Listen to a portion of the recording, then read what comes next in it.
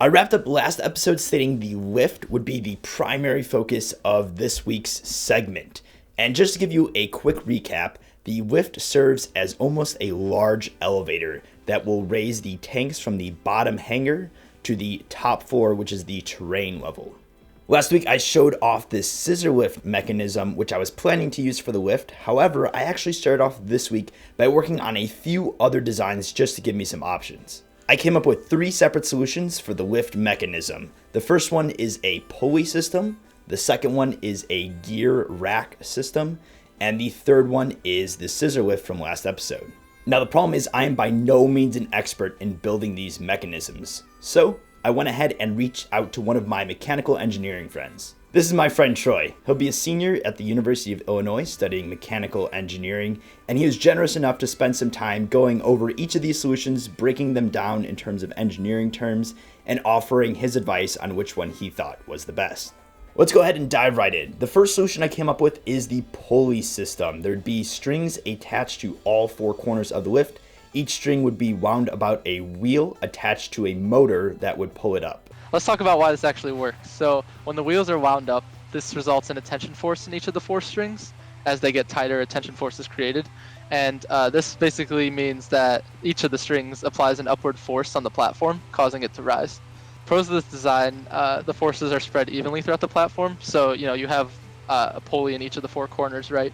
And since you have that, nice even distribution along the platform, makes it relatively stable when you lift it. On the other hand, cons, string isn't a super reliable material, so there's always a risk of it snapping, causing the mechanism or causing the platform to fall.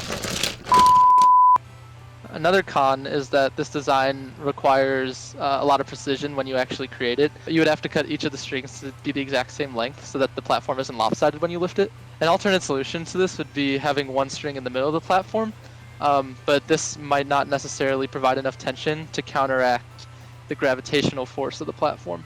You could draw a free body diagram, which is basically a picture of how all the forces act on the system.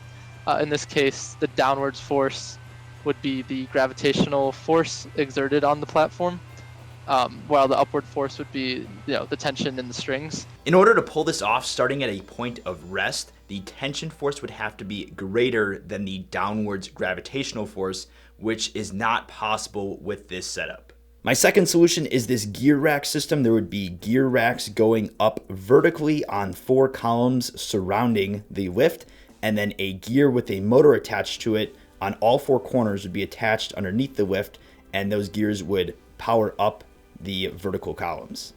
This particular gear setup is similar to a style called rack and pinion.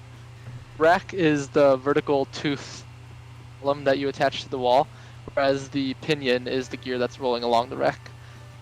What makes this design a little different from most rack and pinion gear connections is that in most other cases the rack is actually what moves. So the gear is stationary and its rotation pushes the rack in a certain direction. In other words, the gear's rotational energy is converted into the linear motion of the rack. And since the rack is stationary in this case, how it would actually work would be that the teeth of the rack would apply an upward force to the tips of the teeth of the gear. And since the force is being applied just to the very edge, it might not be able to support a huge amount of weight. It also might be harder for the gear to move in the upwards vertical direction due to the weight of the platform. That's, at least in the weight of the platform would cause a downwards force on the gear. That would make it a little more difficult for the gear to move in the upwards vertical direction. And my final solution is the scissor lift. This utilizes the Technic lift arms in an X-like formation that can fold up and down. So the scissor lift design might look somewhat familiar. The reason for this is that it's used in aerial work platforms, which are basically those things that are used in warehouses or construction sites to lift workers up so they can, work on stuff. The interesting thing with a scissor lift is that you actually have a little bit of flexibility when it comes to designing it. You can basically apply a force to either the bottom of the lift or one of the center pins in the lift, one of those joints just in the middle of the mechanism. I personally like the way you designed it, where the force is applied at the bottom, because this creates more torque. For those of you who don't know what torque is, basically, let's say you have an arm or a beam like this. Torque is force times distance from the rotating joint to where the force is applied. So if you apply a force in the middle of the beam, it won't result in as much torque compared to if it were applied to the end of the beam. And more torque basically means that it's easier for something to rotate. Applying the force to the bottom instead of somewhere in the middle, it results in more torque. So basically you don't need as much force from the motor to push the lift upwards. Also, the scissor lift is pretty reliable, hence why it's used in a lot of construction applications. You don't want the mechanism failing and your worker falling, so it's also pretty controlled in that just, the support slides along the axis, slides back to its original state when the force is removed. It's nice, simple and neat system. Now there are a few cons to scissor lift designs in general. One of those being limited movement. Basically the lift can only move up and down in the vertical direction. In other words, it only has 1 degree of freedom. This doesn't really matter in this case, since this design's job is just to lift the tank up to the hangar. It only really needs to move in one direction, so it doesn't really matter that you can't go side to side or rotate and whatnot.